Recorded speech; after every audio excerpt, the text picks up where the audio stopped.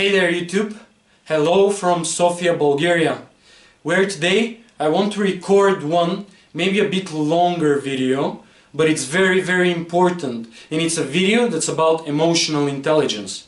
And I know that emotional intelligence could be one of those 21st century soft skills, blah blah blah, but the reason why I want to record it today is because just a few weeks ago I finished one of the most emotionally intense relationships in my life.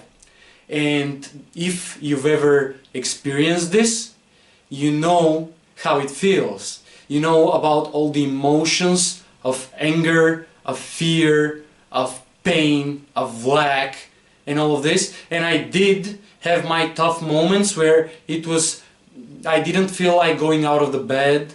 I didn't feel like going out of my house.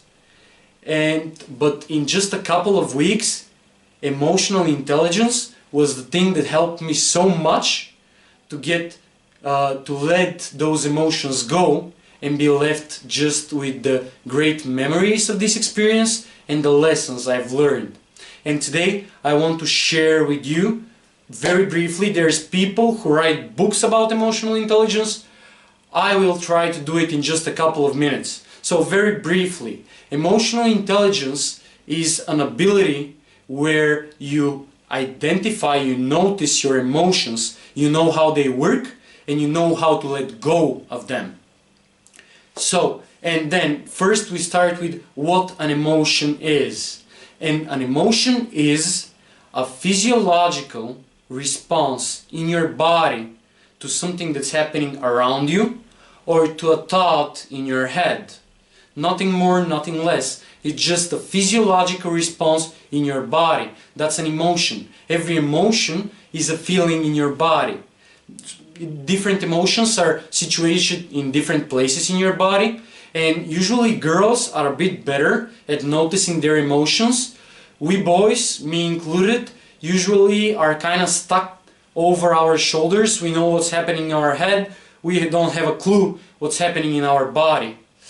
And the function of an emotion is to deliver us a message of how we feel.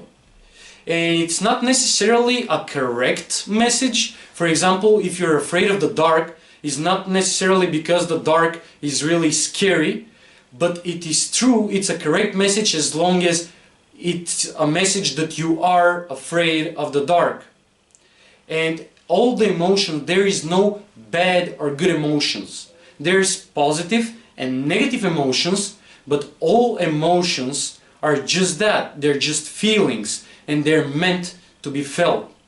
The two biggest problems that we have when it comes to emotions is first that we don't notice the emotion in our body and we identify with it. So we don't feel fear, we are afraid.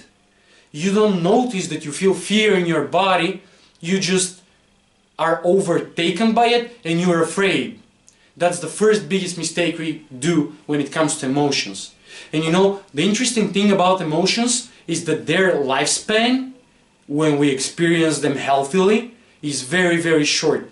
An emotion's lifespan is, I would say, around 5-10 minutes. A very big emotionally charged emotion can stay with us for maybe a day, but not more than that. They're very short. The second biggest problem though, the second biggest mistake that we do though, is when we don't allow ourselves to experience our emotions. For whatever reason. When you were little, you were sad and people were like, come on, get yourself together, feel good, don't feel bad, don't feel afraid. You have to do a presentation and you feel afraid, but you shouldn't, it's not scary, come on, get your shit together. I shouldn't feel scary. But in doing so, in resisting to experience your emotion, you make it bigger and bigger and bigger. And the way we let go of emotion is when we notice it in our body and then give it our full attention. Allow ourselves to experience this emotion. You don't have to think about it, you don't have to label it, you don't have to know exactly what you are feeling. You don't have to explain why you're feeling this way. Just notice the emotion and allow yourself to feel it. Sometimes you feel bad and you need to just allow yourself to feel whatever you're feeling. And you will notice how in just 5-10 minutes the emotion just goes away. And this can be sometimes very, very counterintuitive. And I want to give an example for this that was very, very surprising for me. And it comes down to when I finished this relationship. This was something that was done for me. And now I move on, right? But there were those emotions that were stuck in my body. And I was very surprised to realize that I still have love inside me that I resist and I don't allow myself to feel towards this girl.